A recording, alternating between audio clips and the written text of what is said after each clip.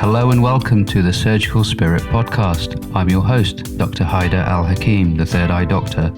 Pull up a chair and get ready for some candid and uncompromising discussion with experts, innovators, agitators, and influential people from every corner of health and well-being. From inside the hospital to at home in the kitchen, we're leaving no stone unturned in our quest to uncover the secrets of healthier, happier, more successful, and less stressful lives. Thank you so much for joining us, and without further ado, let's meet this episode's guest. Hello, Sally. How are you today? Hi.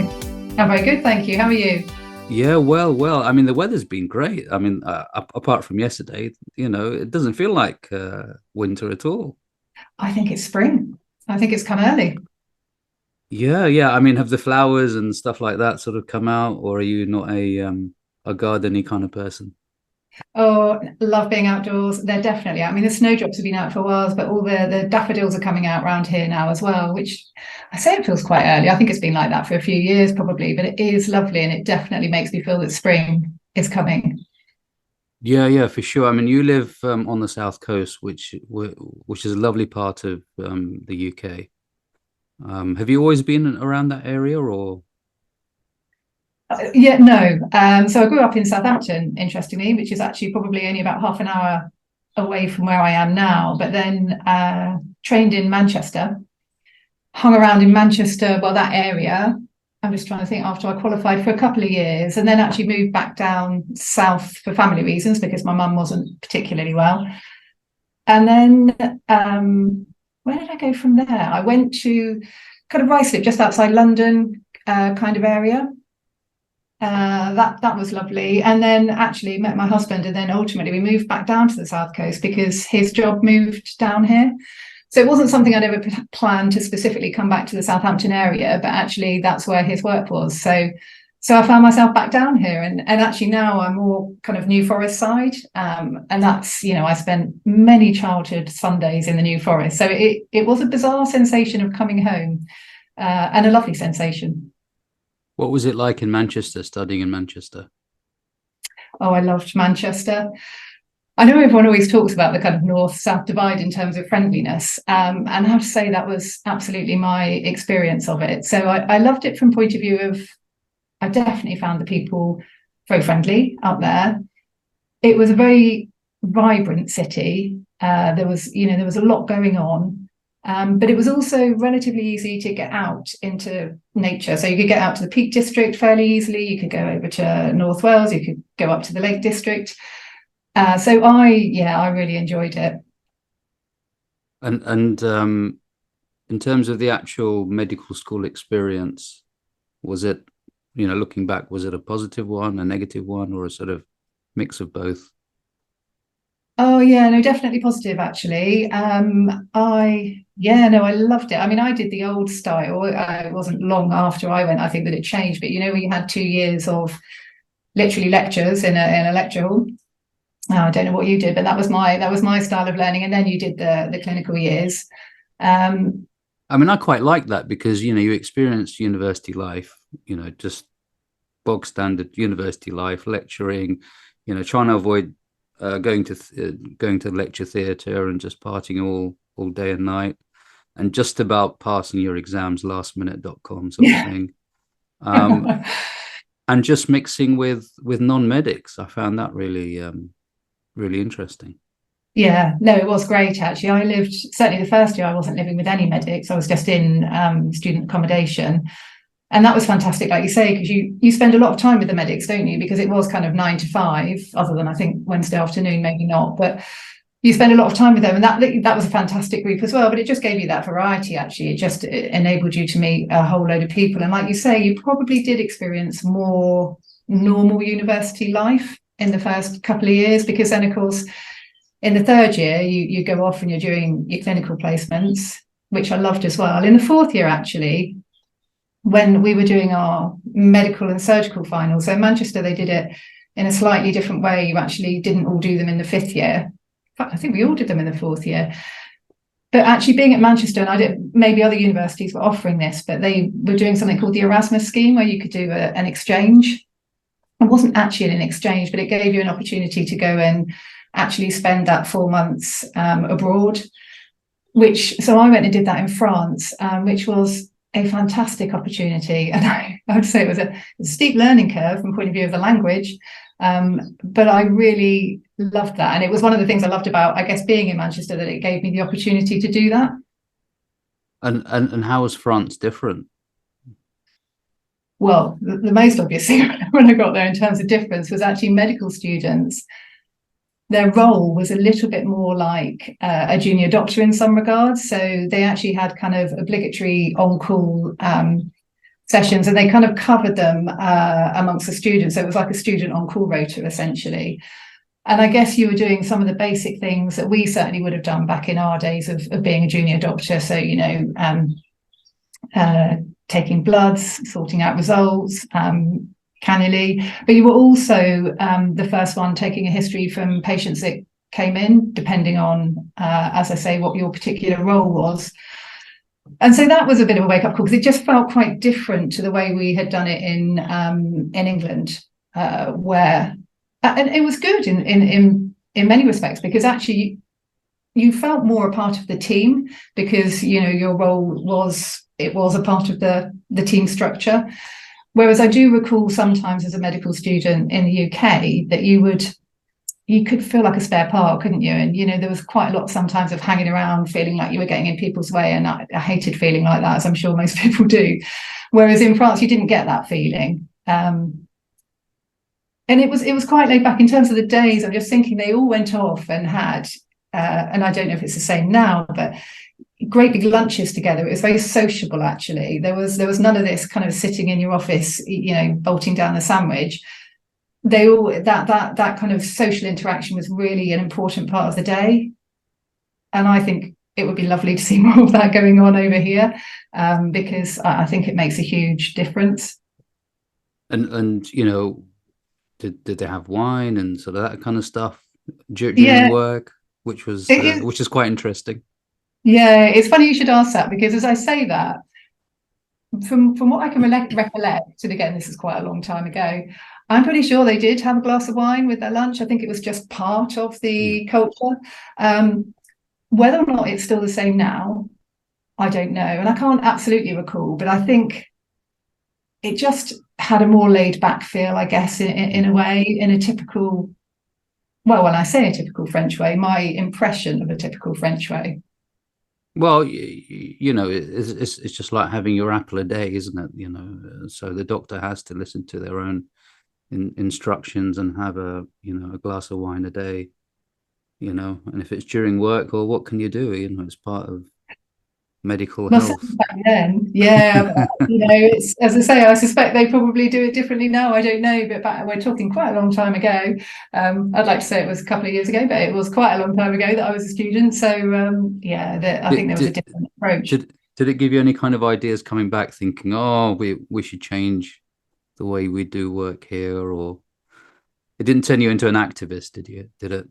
No, I don't think it did specifically. I really enjoyed my time there. As I say, it was a steep learning curve, because I remember getting a phrase book before I went, literally with medical phrases in French. And so I'd kind of learned all of those. And to be honest, I didn't even have a particular background in French. I'd done a GCSE in French. I didn't do an A-level, but I did take a gap year. And for 7 months of that gap year, I'd gone down to the south of France to work as an au pair. So I had learned some French there, but to be honest, actually most of my socializing at that time of being an au pair was with people from all over Europe, and actually the common language that we spoke was English. So it didn't do much for my French. So my French was probably more at the level of being able to tell a 5-year-old to get into the bath or whatever. So I was good at that level, because that's the kids that I was looking after. But my grasp of French probably wasn't brilliant. So anyway, I'd learned all these kind of key phrases and things. And I just remember confidently going up to this first patient and asking him in French, where is the pain? I was doing cardiology. And he just came out with this answer, and it just went on and on.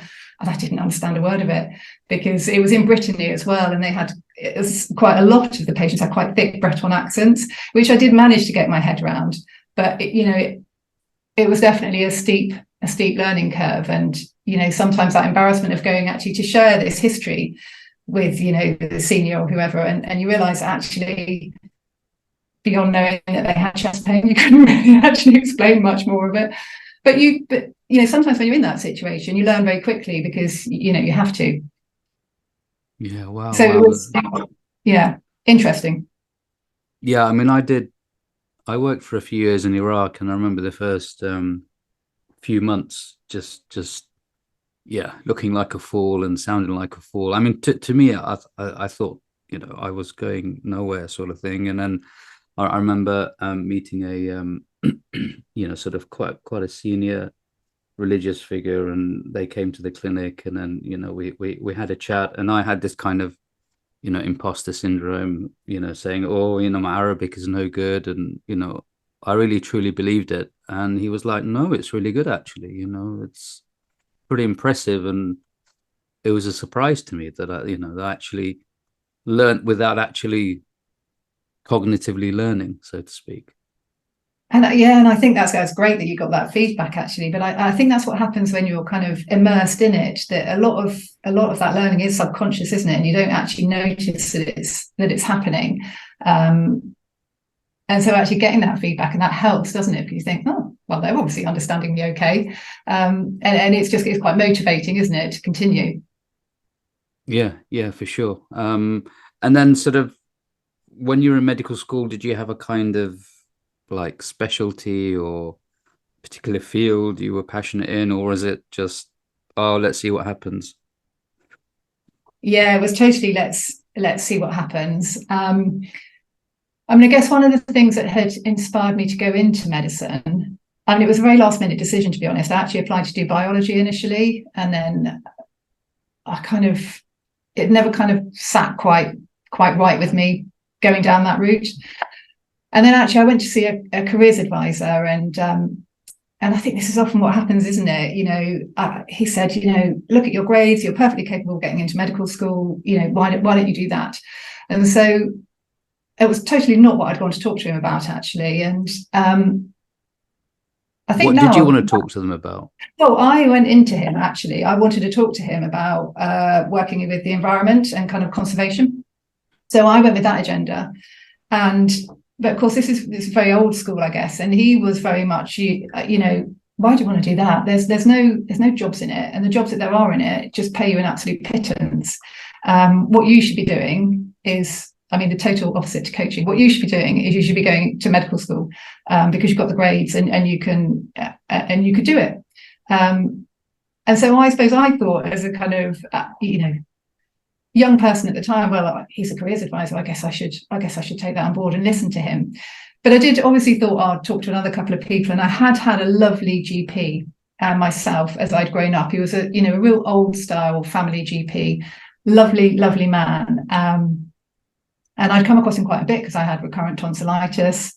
He then also so lovely. I remember going into him, I can't remember how old I was, probably about 16, and I'd just been away on holiday, and I came back and I had this rash all over my back. And I remember thinking, oh, I better go and get this sorted out. I'm really not sure what that's all about. But I was quite convinced it was some kind of allergy or, you know, something that there would be a quick fix for. And I just remember him really gently pointing out to me that I actually had really quite a marked case of acne. But he did it in a really lovely manner. He just had brilliant communication skills. And he had this great ability to make you feel, when you were with him, like you were the only person in the world that mattered. It was, now I realise what a skill that was, but really quite special. So when this careers advisor had said to me, oh, you know, you should go and do medicine, I thought, well, I'll go and have a chat with Dr. Thomas, which I did. And he was really supportive of it. He said, so he was inspiring in himself. I just remember thinking it would be amazing to be like you. Unfortunately, I don't think you can be like him in the NHS now. But, you know, back then I thought that would be amazing to be like you. And he said, you know, medicine opens many, many doors. So, you know, it's a brilliant degree to do, and it just provides you or gives you many opportunities. I also remember saying to him, I'm quite squeamish, though. I'm not really sure I'm going to manage that side of it. And he was like, yeah, don't worry about it. You can get through it without having to deal with blood or anything like that at all. It's fine. You just choose which direction you want to go in pretty carefully. I don't actually think that was quite true, to be honest. I don't think you can get through it all without interacting with bodily fluids in some way or other.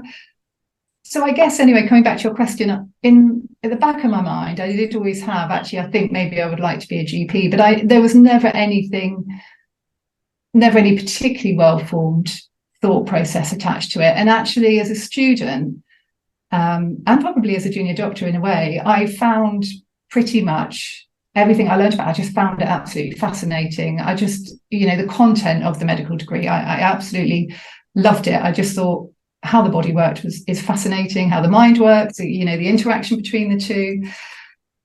And I guess in a way, sometimes that can make it a bit harder, when I did my junior doctor jobs, actually, I kind of enjoyed all of them. There wasn't one that I thought, this is definitely what I want to do. There may have been some things that actually I knew fairly early on that surgery wasn't the route for me. I'm not particularly practically minded.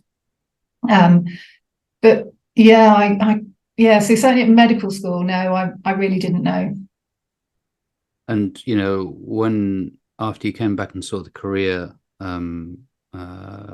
person, what was your parents' input to that when he said about medicine? And yeah, I mean, I'm just trying to think, what did my mum say? She was very supportive of it, because she would have been supportive of anything I think that I had wanted to do. My sister was doing medicine already. Older, younger? She's older, but very different in that she had wanted to do medicine from quite an early age. No other medics in the family. It was just her, and I suppose there was a bit of me thinking, actually, but is this something that I actually have been wanting to do? But I've resisted it because, we're quite similar in many regards, and there was perhaps a bit of me that thought I want to do something different. But I think, yeah, as I say, my mum was supportive of it. I think she would have supported whatever route I decided to go down. But it certainly was quite last minute, and that's why actually I took a gap year, because I withdrew my university application. And yeah, I can't quite remember what order it happened in, actually, but I withdrew that application. It might have been too late, or I might have decided that I just wanted an extra year just to give me a bit more time. But I applied and then got a deferred place in Manchester. Yeah, I mean, I got similar thing as well. I actually didn't get the grades for the admissions, but then I guess I groveled convincingly to the admissions officer. And the main thing for me was not to do the exams again. I just hate exams. Yeah. So I managed to kind of get an unconditional offer the year after. So I thought that was I was very lucky, I guess. Well, actually, that groveling, that's a useful skill to develop, isn't it? But actually, for someone that hated exams, that was quite challenging then, wasn't it, going into medicine? Because you get kind of exams one after the other pretty much, don't you? Well, I mean, I was plagued with sort of pre-exam anxiety, but not actually during the exam itself. Some people get anxiety during the exam itself. When I was in the actual exam room or theatre, I was all right, Okay. I was pretty okay. But sort of the 2 or 3 months before that, anxiety levels would be super high. And I'd be thinking about different questions and how I can't remember this, right? Whatever, and this, and so I'd get sort of reactive amnesia on a regular basis on different exam questions. So yeah, I mean, I totally learnt the wrong way during my whole sort of university and membership lifetime. I mean, I am going to do a bachelor's. I'm going to go back to university, but I'm going to study totally different, nothing to do with sit there and memorize lists and, yes.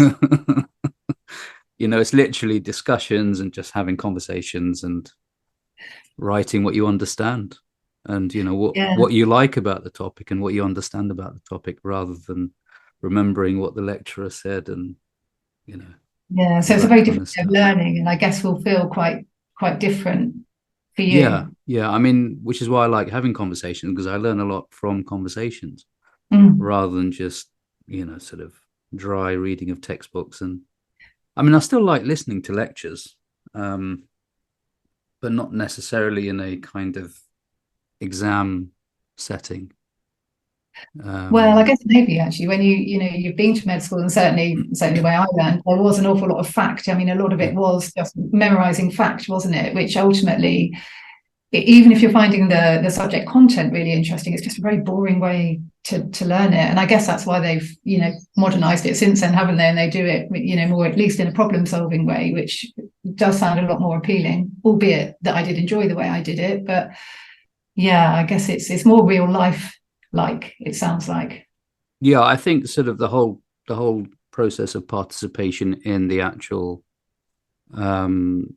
experience of going through medical school, I think that's something that I didn't do enough. I was just too busy memorizing lists and getting through the lectures and making sure I've got all the key objectives at hand, and it just became too laborious and not really an experiential process. So I'll be doing a Bachelor of Arts, so that's going to be much more sort of participating in the whole experience rather than passing the exam. Yeah, fascinating. So gosh, so you're going to be doing that alongside everything else that you're doing? Well, I think you see, because you get good at something, it kind of becomes automatic, doesn't it? And then you can do the next thing, which is not so automatic. And then you get good at that. And then that turns into another, automated machine within your biological system. It's like sort of me talking and, a lot of BS. It's become automatic. I just sort of babble on and it sort of comes out in a semi, autonomous fashion, and it kind of makes sense. I don't know what the fuck I'm saying, but it just comes out in that kind of way, and that's become automatic and unconscious. It takes just move on to the next thing. It's very little effort. So I think going back to university and kind of doing it my way, because I have that, maturity, and I mean, I don't want to call it confidence. I think it's just, humility, that you do actually know very little, and it's actually good to know very little, because your expectations are different and you can learn a lot more. Sorry, I'm rambling on here. I mean, no. I was thinking it's being open to learning, isn't it? Which actually is, a great thing to have in all avenues of life.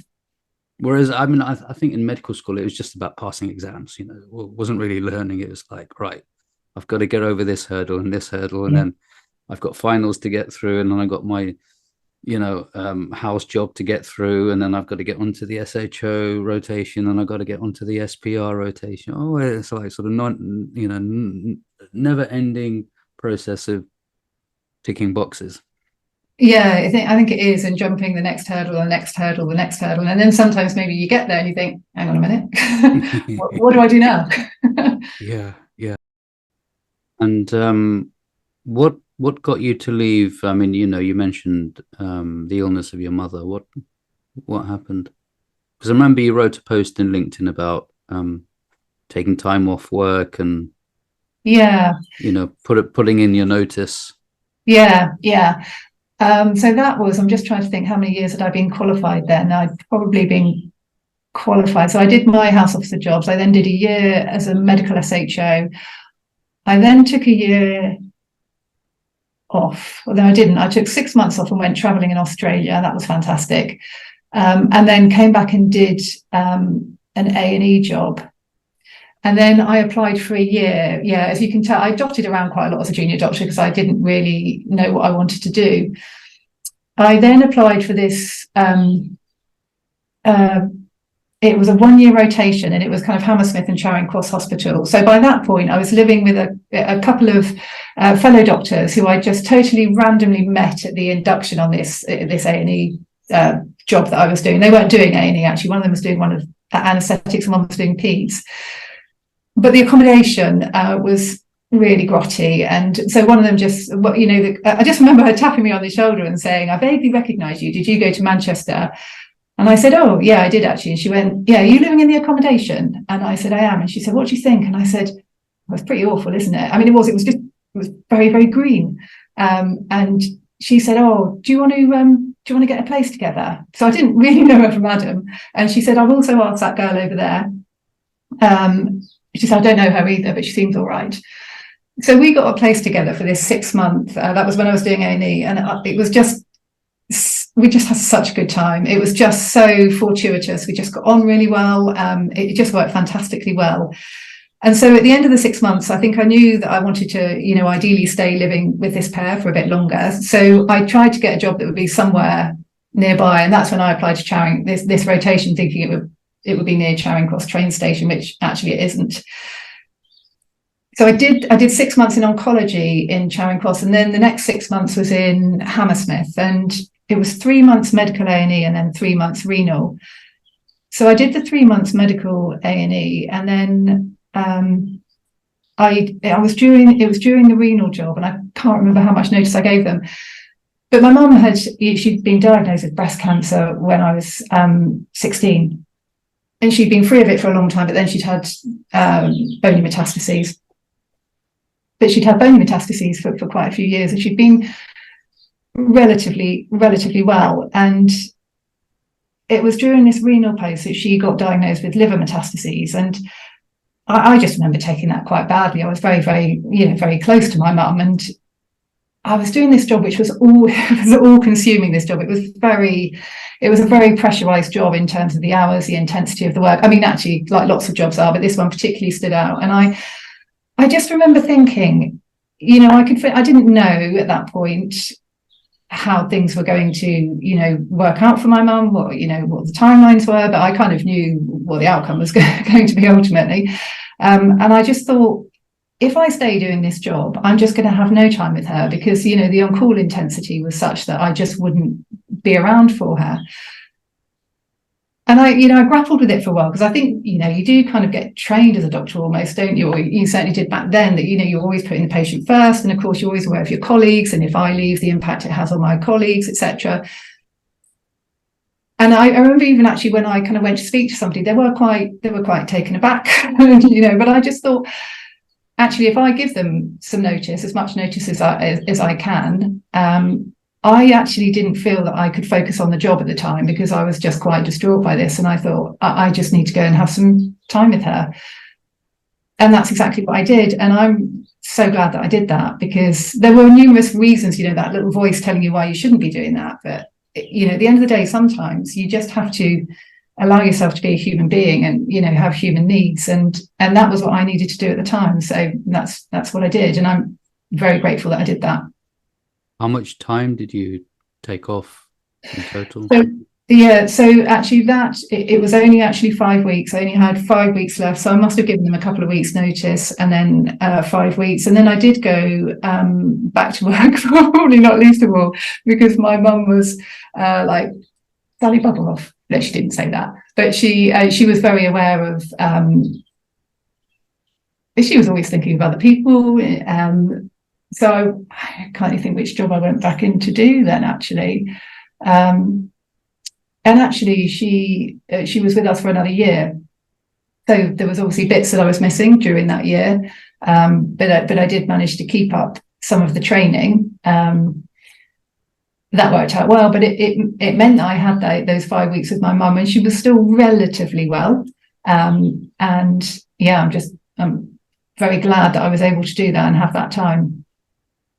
What did you learn from those 5 weeks that you were away and spending all the time with your mother? Well, I suppose it just really makes you realise that, what your priorities are at the end of the day. And I guess, one of the things I think with medicine, my experience, and certainly, experience of other friends that I know that do it, people that I work with now, is it can become all consuming, and you can easily lose sight of you in the middle of all that. And I think we all know how easy it is to you kind of assume this identity, and you just lose who you are in the middle of all of that. And my family has always been and always will be hugely important to me. And so I guess my learning from that time is actually, sometimes you have to follow your heart, and you have to be true to who you are, and you have to be kind to yourself, and you have to factor in your own needs. And even if you look at that ultimately from the job's perspective, actually that's how we're going to be able to maintain ourselves in that role or do a better job. Because if you're not looking after yourself or kind of tending to your own needs, and it's really, I was going to say very difficult, but it's probably almost impossible to be fully there for other people. And did it change you as a doctor coming back after those 5 weeks, or was it not enough maybe? Whether or not it was specifically those 5 weeks or that whole experience, actually, I think as we go through life, we all pick up different life experiences, don't we? And they all do affect you. And I certainly, until I lost my mum, I didn't have any concept of the depth of grief, for example. And so I guess that, with patients you're dealing with the difficult things they're going through, yes, you're not going through that with them. They're on their journey. But I guess it gives you some insight into some of the difficulties that people are going through. Yeah, for sure. And then, I saw that you kind of did you leave? Well, actually, you went on to train as a GP. So I went on to train as a GP, and then I did that role. So I qualified as a GP, but actually you could do an extra 6 months training at that time of general practice, and you could choose an area. It was about choosing an area of interest to you. And actually I chose, GU medicine, as it was called back then, or sexual health. I chose that more as a learning need, to be honest with you, because I was a relatively young female doctor, and I'd already noticed that quite a few, particularly young females, were coming in to see me with those type of issues. So it wasn't, at the time, it wasn't particularly something that I was passionate about so much as, I say, a learning need. But the extra 6 months I did part-time general practice and part-time in my local sexual health clinic, and I absolutely loved it. I really loved that job. Why? And so why? I loved, actually, it perhaps provided me with some of the things that general practice wasn't. And I can see it looking back now. It was back working within a team structure again.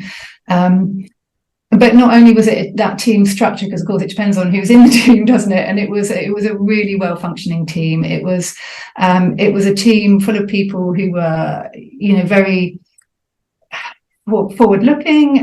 They had great focus on patient care. They were very compassionate individuals. I guess we were all kind of singing from the same song sheet, and that was just really lovely. And also, I think we had something that often is missing now. We had more autonomy in a way. So actually, our kind of feelings and opinions about actually what is going to help the patient, how can we make this service better, that was taken into consideration in a way that actually very often, certainly in my latter years in the NHS, I didn't feel that was taken into consideration. And so it just led to a very harmonious working atmosphere, actually. And, I like the variety of the work. I used to look forward to going to work there, whereas, to be honest, after I qualified as a GP, I started working in a practice that, with the benefit of hindsight, probably wasn't the best practice for me to be working in. And I wouldn't say I dreaded going in there.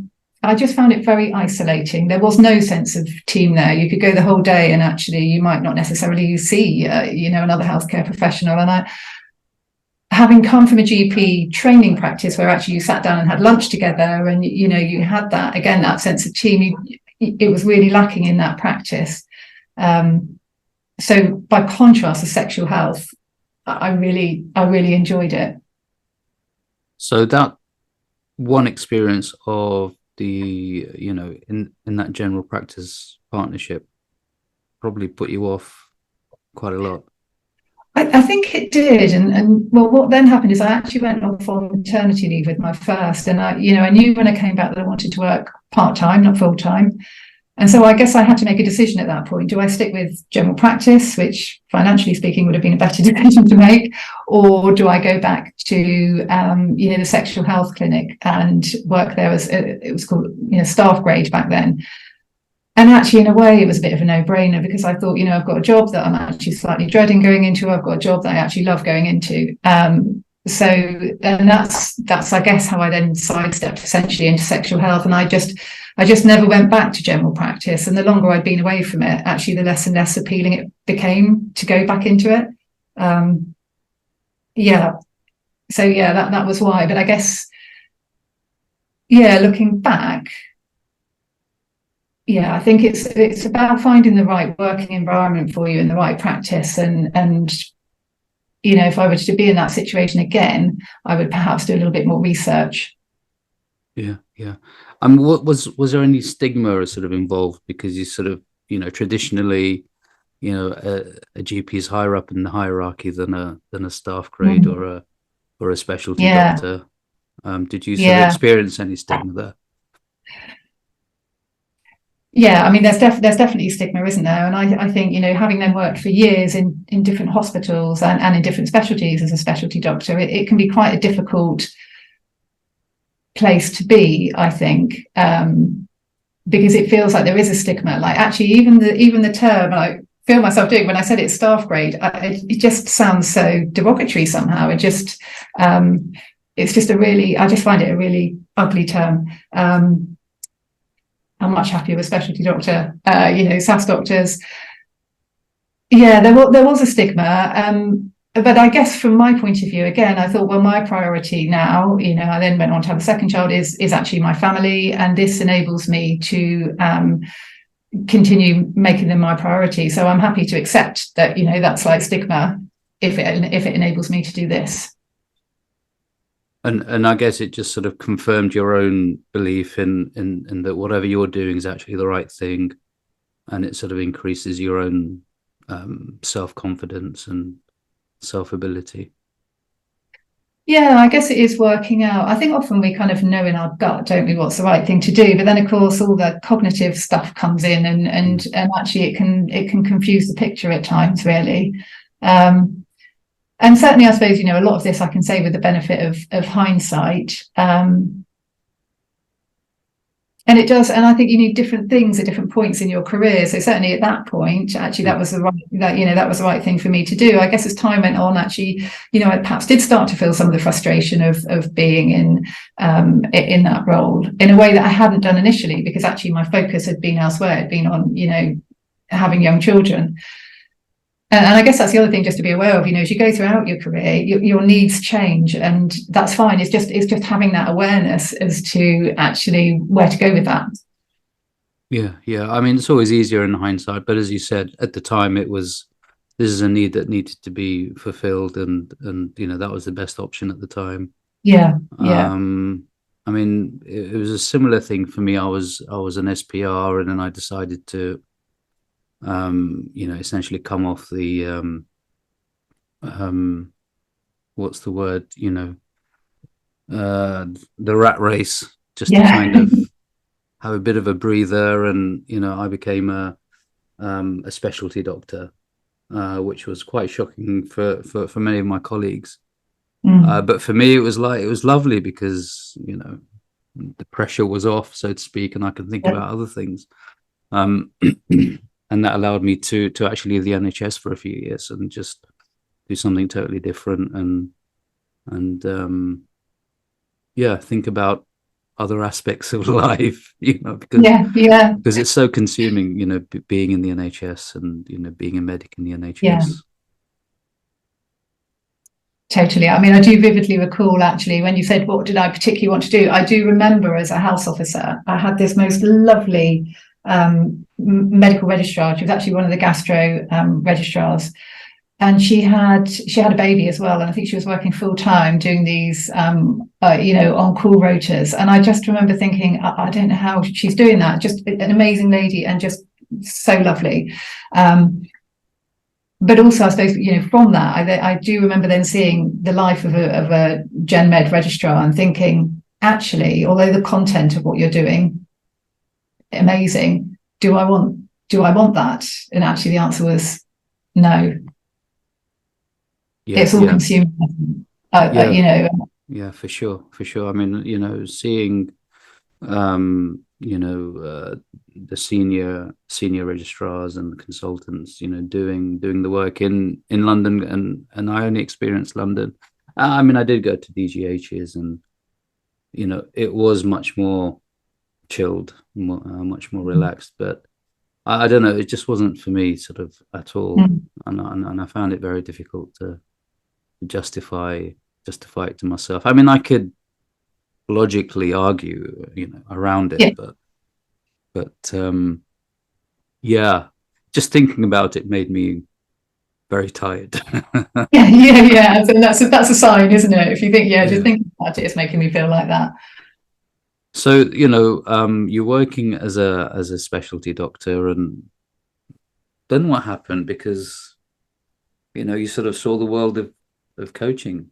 So pop up to you. Say again, sorry.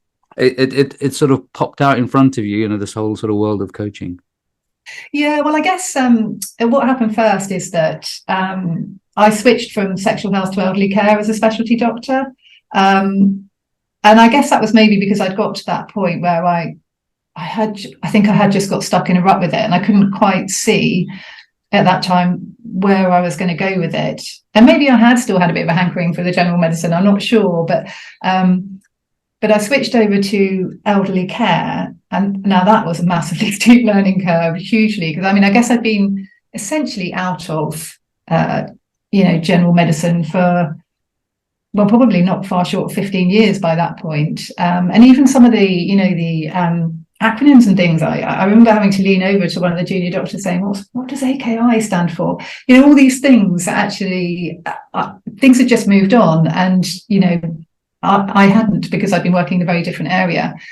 So that was a hugely steep learning curve. And I think it was, when I look back on that decision, it probably wasn't one of my better thought through decisions. I think it was a bit of a knee jerk, need to move on from here. What should I do? Oh, I know. Spoke to there was a lovely specialty doctor network actually where I was working at the time. So I knew a couple of the doctors in elderly care.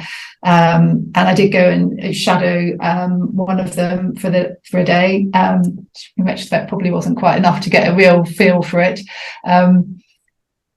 But I remember thinking, that seems like a good plan. And then, there were many things I enjoyed about it. But, after 2 or 3 years, I thought, I'm really not sure that this is for me. The environment, just, like the acute medical unit. And some people love that frenetic environment. But, actually, I realised that I probably wasn't one of them.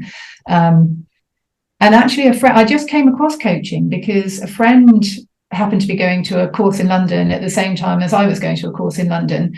I can't quite remember it was a Medical Excel Centre. It was a brilliant conference, but she went off to do this foundational coaching course. And so we got the train back down together, and she was telling me about it on the way back down. And so that's how I first heard about coaching. I don't think I really knew what it was. And it just sounded, I was just totally absorbed by what she was saying. And it just sounded a bit like, the missing link for me somehow. I've always been very interested in the communication, but we know with patients, don't we, that if you're just doling out advice, it doesn't always land particularly well, whereas this just sounded like an alternative way of communicating that really resonated with me. But I was a bit stuck in my job, so actually what I decided to do at that point, I thought I'll go and get some career coaching myself, because then I can get a feel for what it's like to be on the receiving end. And also, I'm still in this situation that I'm not particularly happy with. So I had some coaching, which was really good. It was really helpful. Developed a kind of niche area for myself in elderly care, which was more around advanced care planning. So we had a ward. I job shared it with a colleague. It was,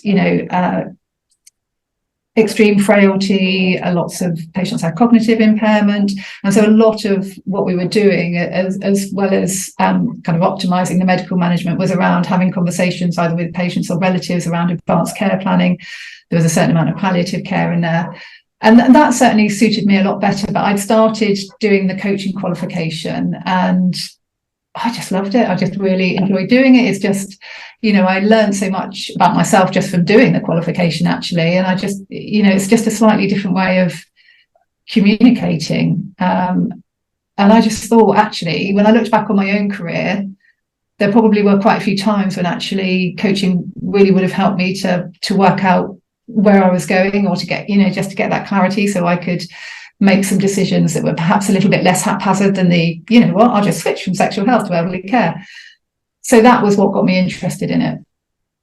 And the coach that you saw, were they a medic or a sort of a non-medic coach? No, she was a non-medic. At the time, I just remember thinking I wanted to do something face to face. So this was obviously before the pandemic, and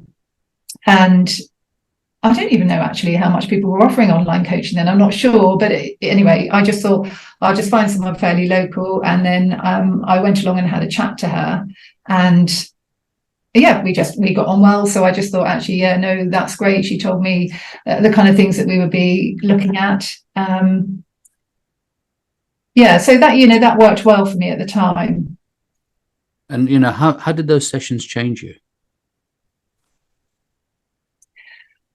I think a lot of it comes down to, well, number one was, I just guess it just opened things up for me. I think the thing is, when you're within the world of medicine, you know, a bit like you said before about you jump over, you know, you go from the next stage to the next stage to the next stage. It's quite prescribed, isn't it? And you do have to make the odd decision here or there about which track you go down. But then once you're on it again, aren't you? And much though I know that actually for lots of people that's quite appealing at different stages in their life. But I think you can become quite blinkered. And I suppose one of the things I got from that coaching was that there are so many options out there, aren't there? There are so many different things, and actually, be it within the world of medicine or outside of the world of medicine. But I guess it almost kind of gave me permission to start thinking, actually, I've worked for however many years as a doctor.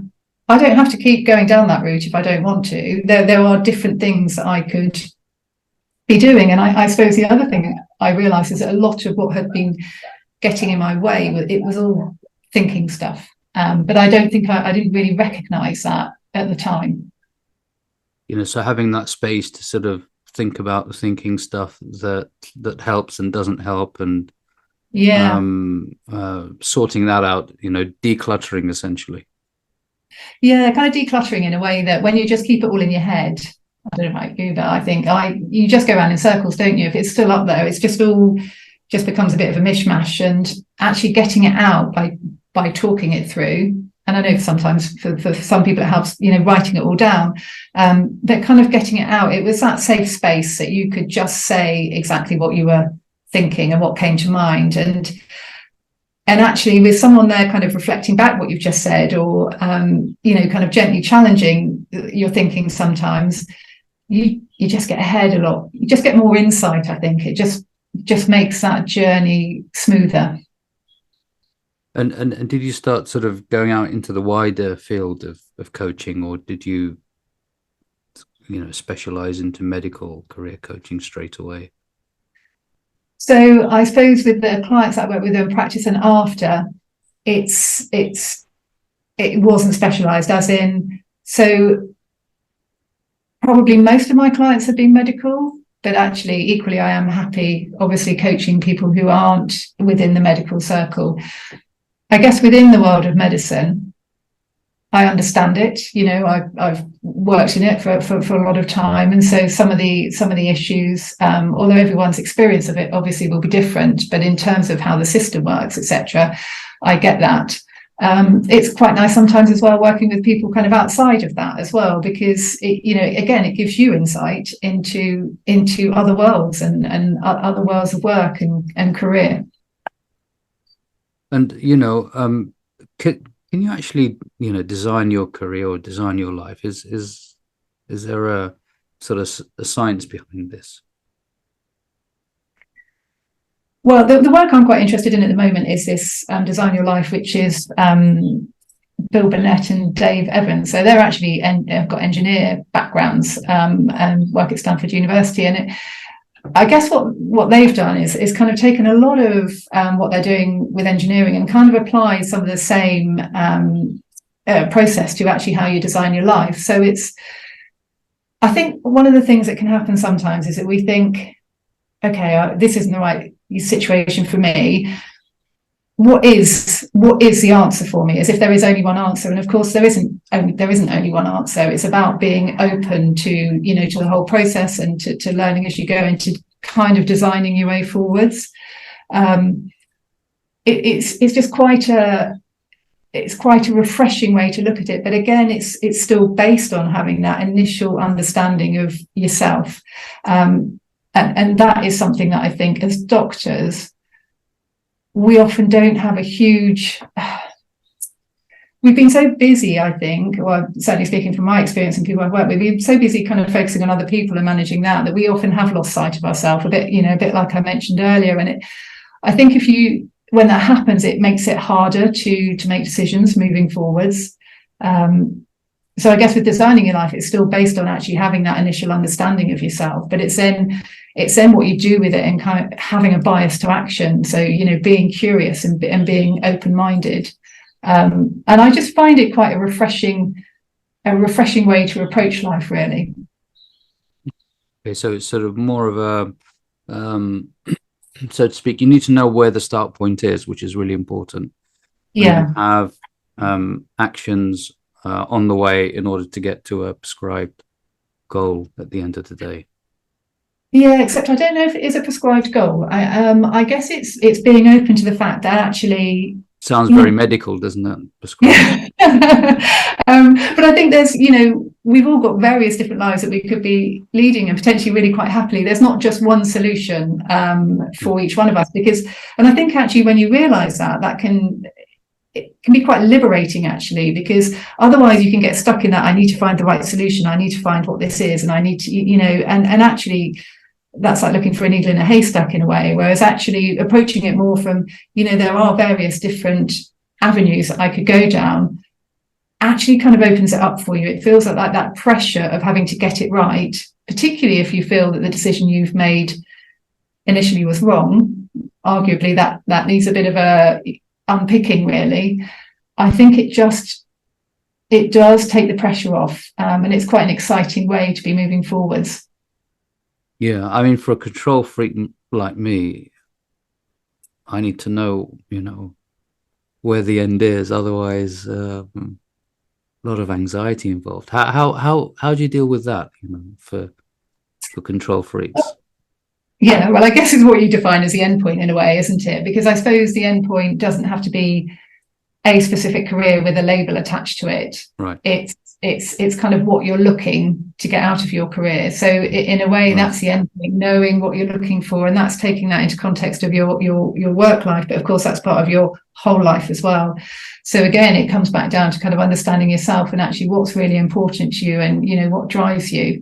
And in a sense, that's your end point. And I think at different points in our career, that may be different things. So, quite early on in your career, it may be that you're, actually getting the finances sorted is more important to you. Certainly something we see quite often, I think, isn't it? As you get older, actually that sometimes you're looking for something different out of your career. That's not to say you're not looking, we've all got to earn money at the end of the day, but you might be looking to find something else from your career as well. And actually kind of knowing what that is helps you to work out a route to get there. Yeah, so that's quite interesting. So in my case, we'd be talking more about abstractions and values and virtues rather than actually physical endpoints or empirical endpoints. Yeah, exactly. What are you wanting your career to give you at this point in time, and kind of delving a bit more deeply into that. Yeah. So that's interesting. And but I mean, the major question is how do you find out about yourself? What kind of metrics or what kind of techniques did you use in order to know yourself? Yeah, so I mean, you mentioned values there. Definitely values. I have found that so helpful, kind of understanding what my values are, because it kind of gives you a bit of a basis to make decisions as you move forwards. You've always got that point of reference, essentially, and it helps put situations into context. So situations, for example, where sometimes you're in a situation where you actually have a really bad reaction to it, or it just doesn't sit well with you. And previously I would have not been able to necessarily put that into any context, but actually that can be a useful indicator as to whatever value it is that's not being met. And when I look back at some of my career in medicine, for example, I can see where some of the disconnects were based on what my values are. So I think values has been a real game changer for me. I think the knowing your strengths as well, I think makes a huge difference, because I think we're quite good at focusing on our negatives, but we're not necessarily so good at focusing on what we do really well, and what we really enjoy doing, particularly the combination of the two, and actually how you can leverage that as well. I think we can assume, very often there may be something that we're particularly good at. We kind of assume that everyone else is, or everyone else enjoys doing that, and that's not necessarily the case. That's worth exploring. One of the other tools that I use quite often is DISC, behavioral profiling. I don't know if you've come across that one at all. It's one of the personality profiling tools, and it's honestly, that has been invaluable to me. It's really useful for starting to build that understanding of yourself and actually what makes you tick, and what you bring to the table. But it's very useful from the point of view of communication as well. So it's actually very useful in any context. So either at work, because you start to kind of understand perhaps a bit more where other people are coming from, and so you can adapt your own communication. And it's been really useful for me just within my family as well, actually, just that understanding that things before that riled me that I just didn't get, that's been really useful because I've been able to put that into context. That's called the DISC behavioral. DISC, yeah, DISC. DISC, and that stands for. So the actual acronyms are dominance, influence, steadiness, and compliance. Or you could come up with probably any 4 words beginning with those, but they're the 4 main behavioural styles. And of course, we're all a blend of all of them, and we can all wind up or down, whichever style. And in fact, we do that, particularly in medicine. Intuitively, we adjust ourselves according to the situation. But it just increases your awareness a little bit more of and kind of gives you strategies as to how you can do that. And could you give us examples of where that's helped you in your understanding of yourself?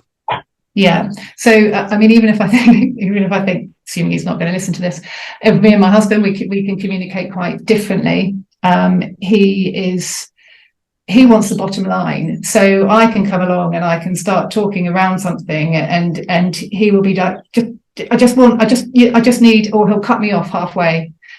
So now I kind of get that actually, if there's something I want to talk about of any consequence with him, I need to present that in a way that he will get, because what it leads to is a much more helpful conversation than me getting my back up right from the beginning, because actually I haven't put it over in a way that kind of sits with him.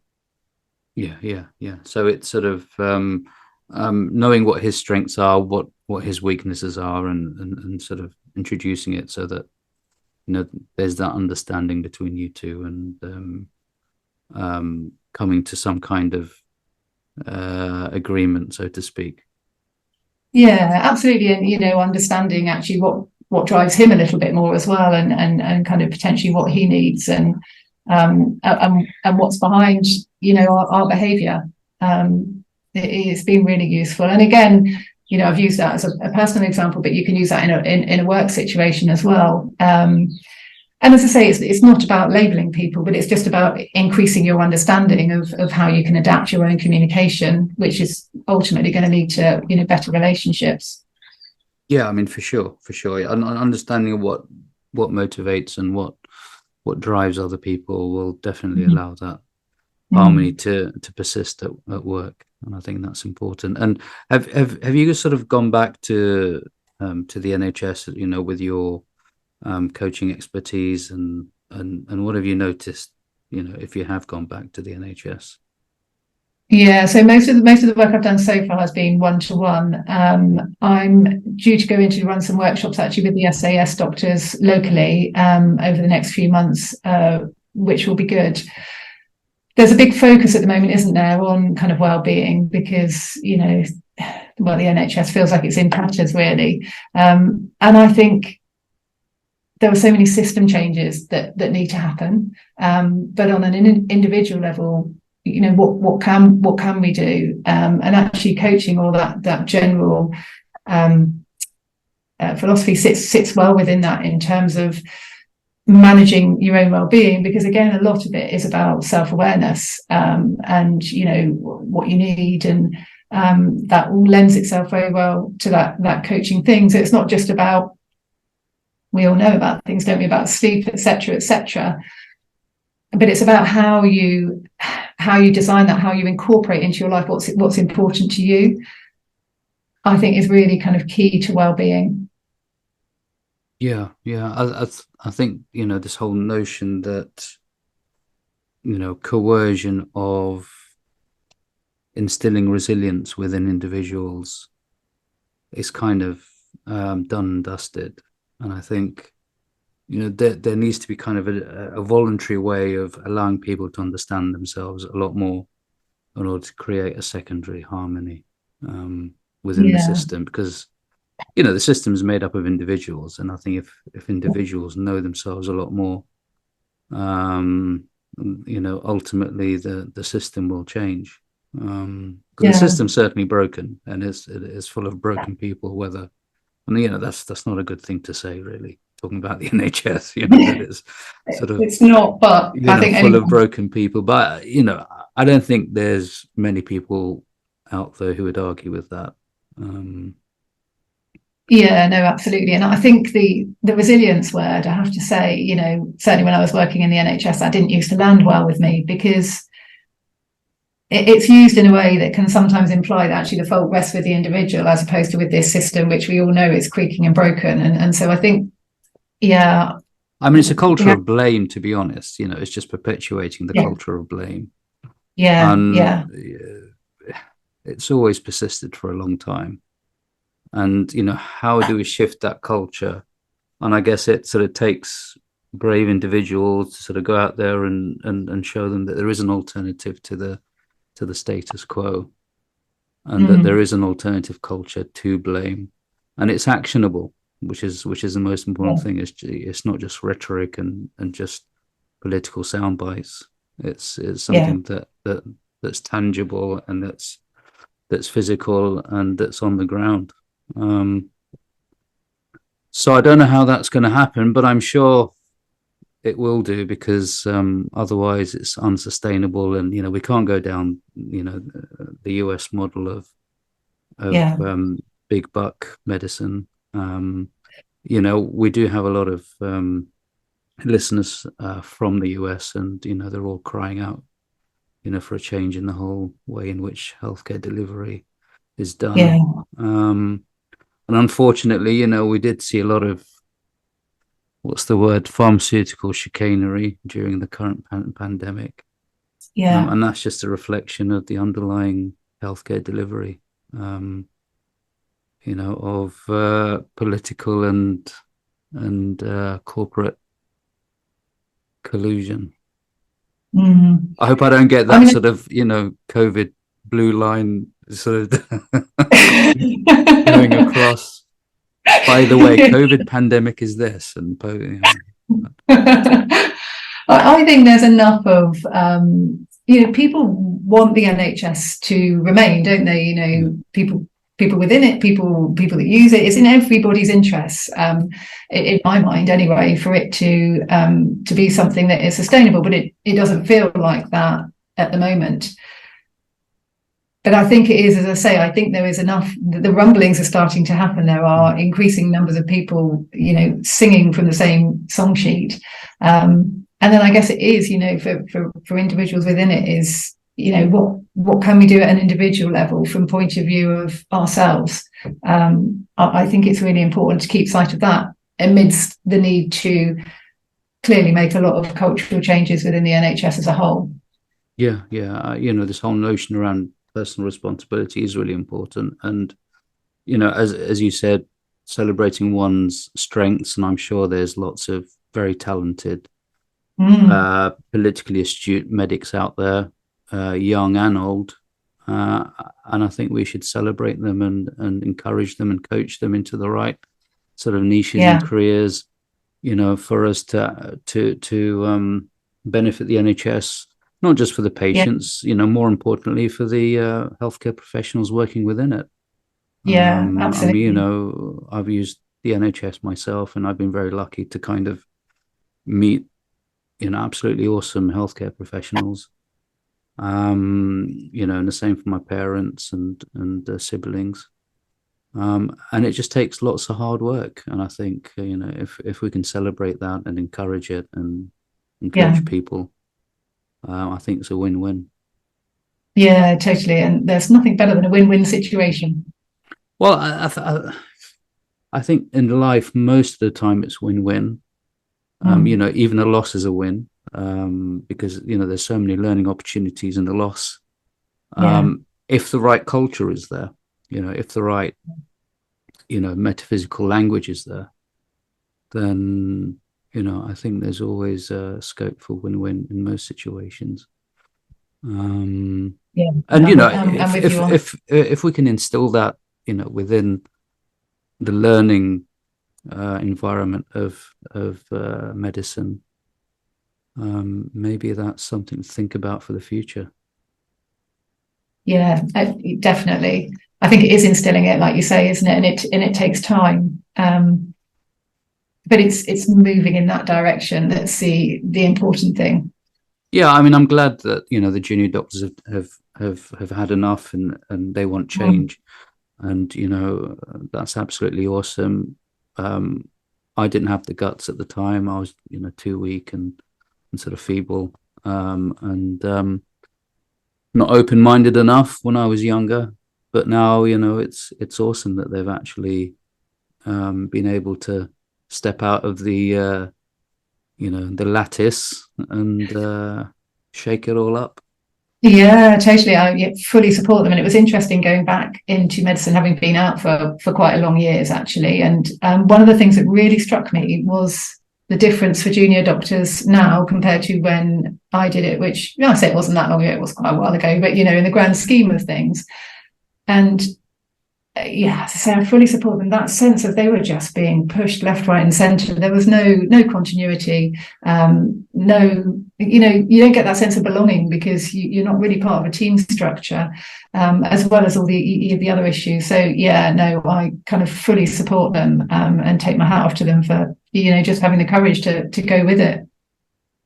Yeah, I mean, it's been absolutely fascinating, and sort of, I think we have more questions than answers after this sort of podcast session, which is a very sort of coaching thing anyway. Having more questions than answers.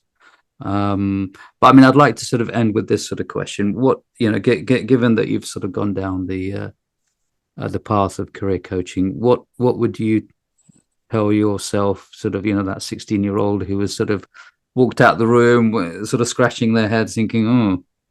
What would your three sort of, obviously coaching isn't about giving advice, but what kind of sort of gentle reminders would you give the 16-year-old Sally on that day where she came along and wanting to, the 16-year-old Sally, what would you tell her, or sort of that's consider? What I was just thinking, you listen a bit. Yeah, I would say, be you. It's so much easier if you go through life being yourself. It's exhausting trying to be somebody that you're not, and a lot of that comes down to self-awareness again, and that understanding of yourself that we've spoken about. I would probably talk to her around self-compassion, actually, which I also feel very strongly about, because I think we have to be kind to ourselves, and again understand ourselves to be able to show up as we want to. I think I would probably reiterate that she always has a choice. So you make a decision and you go down that route. But wherever you are at any point in your career, you do always have a choice, and that choice may be to stay where you are and make tweaks. It may be to move on, but don't ever feel stuck. Or if you do feel stuck, do something about it, and that's completely okay. And I would always encourage her, if she's feeling that things just aren't quite right, then have the courage to look into what's going to help that, what's going to help you kind of move forwards. Awesome. It's been great, Sally. How can people get hold of you? What's the best way? LinkedIn is my main place of hanging out. So yeah, I'm on LinkedIn. Awesome. Thank you so much, Sally. Brilliant. Lovely to speak to you, Hader.